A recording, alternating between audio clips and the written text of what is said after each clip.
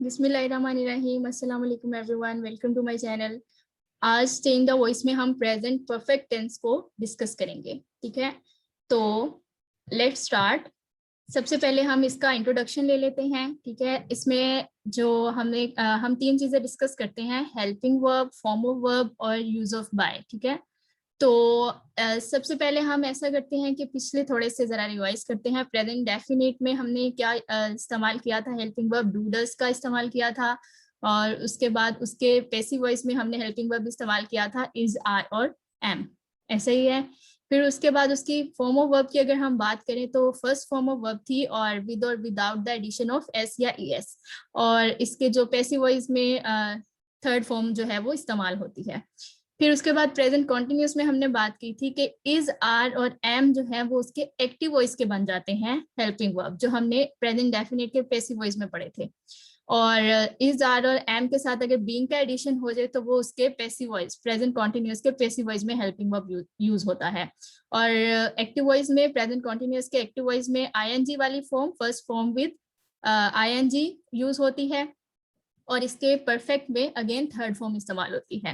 तो अब हम उसी से आगे चलेंगे। ठीक है, कि प्रेजेंट परफेक्ट टेंस के एक्टिव वॉइस में कौन सा हेल्पिंग वर्ब इस्तेमाल होता है और उसके पैसिव वॉइस में कौन सा हेल्पिंग वर्ब इस्तेमाल होता है। ठीक है, तो इसके अगर हेल्पिंग वर्ब की बात करें तो प्रेजेंट परफेक्ट के एक्टिव वॉइस में हैज और हैव का इस्तेमाल होता है। ठीक है, इसका पीछे से कोई लिंक नहीं है, इस वजह से मैंने रिवाइज करवाया। आप ये ना कहेंगे इज, आर और एम बीइंग को आप यहाँ पर इस्तेमाल कर रहे हो, इसका पीछे से लिंक नहीं है, उनका आपस में लिंक था। ठीक है, तो हैज और हैव यहाँ पर यूज होता है।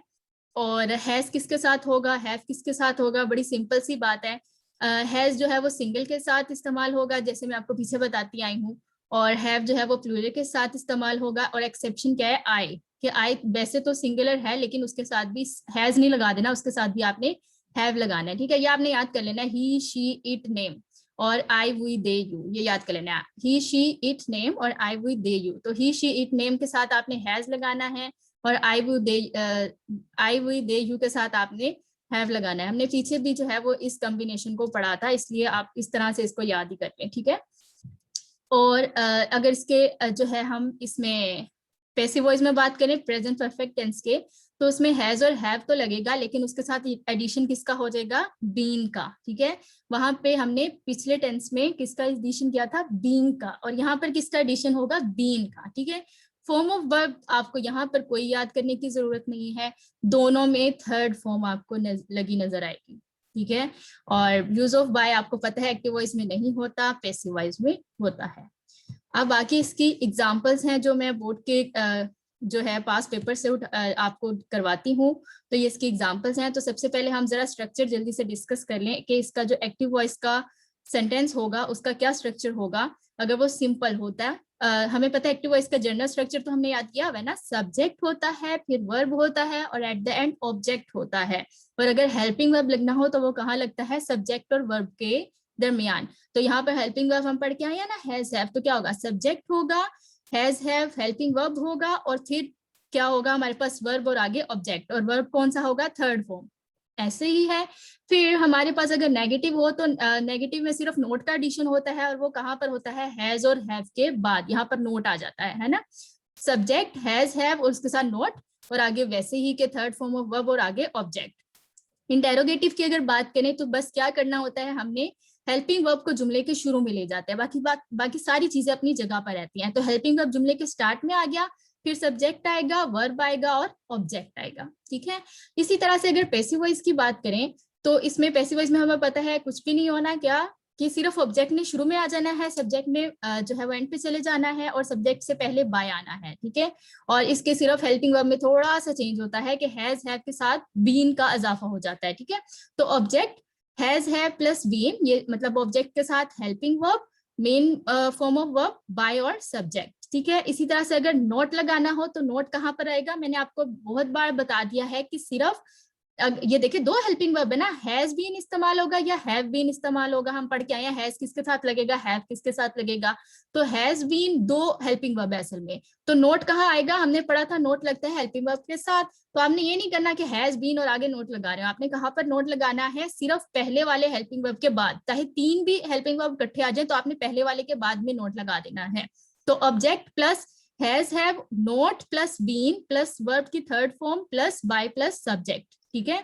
और इसी तरह से अगर हम इसके इंटेरोगेटिव की बात करें तो हमने क्या कहा था कि हेल्पिंग वर्ब जुमले के शुरू में चला जाता है।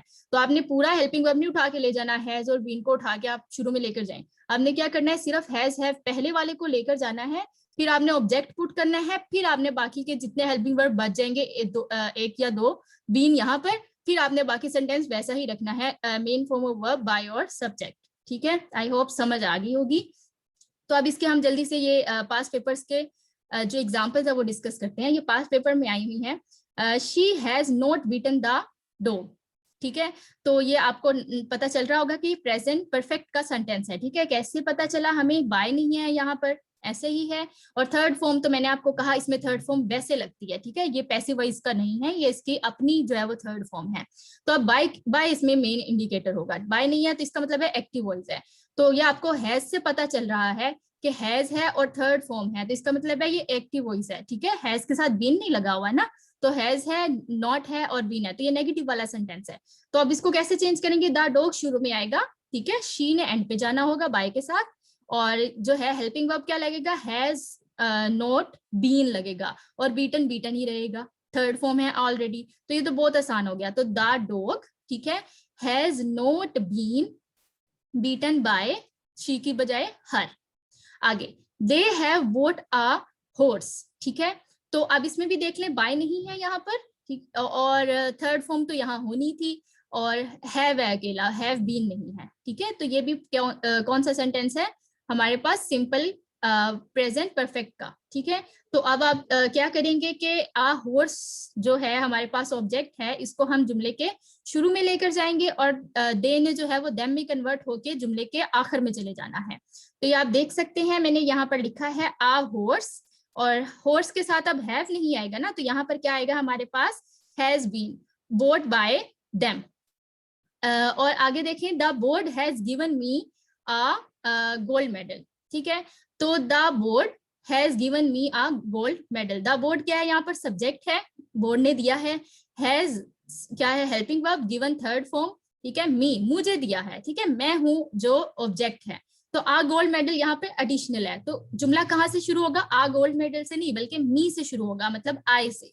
तो आई हैव बीन, ठीक है, आई के साथ हैव लगेगा, और बीन भी साथ आता है, हमें पता है पैसिव वॉइस में। तो आई हैव बीन, और उसके बाद आनी है मेन फॉर्म थर्ड फॉर्म यानी कि given, I have been given. और मैंने कहा था बाय जो है, बाय वाला पार्ट आपने एंड पे रहने देना, बाय द बोर्ड एंड पे रह गया, और आ गोल्ड मेडल दरमियान में आ गया। तो क्या आएगा, I have been given a gold medal by the board. फिर नेक्स्ट वन है, आई हैव परचेज्ड 10 बुक्स। तो ये तो बहुत ही आसान है, क्या करेंगे, 10 बुक्स, 10 बुक्स के साथ हैव ही रहेगा, 10 books have been purchased by me, ठीक है। नेक्स्ट आपके पास जो है वो एज यूजुअल मैंने प्रैक्टिस क्वेश्चन जो है वो कुछ रखे हैं आपके लिए। चेंज द वॉइस में, Ali has completed this story, we have not done our home task, nothing has been gained by them, I have stitched my dresses, has Anam clean the room. ये आप प्रैक्टिस करें, इंशाल्लाह मैं इसका सोल्यूशन नेक्स्ट वीडियो में डाल दूंगी। Thank you so much for watching. Keep watching and keep supporting. Stay blessed. Allah Hafiz.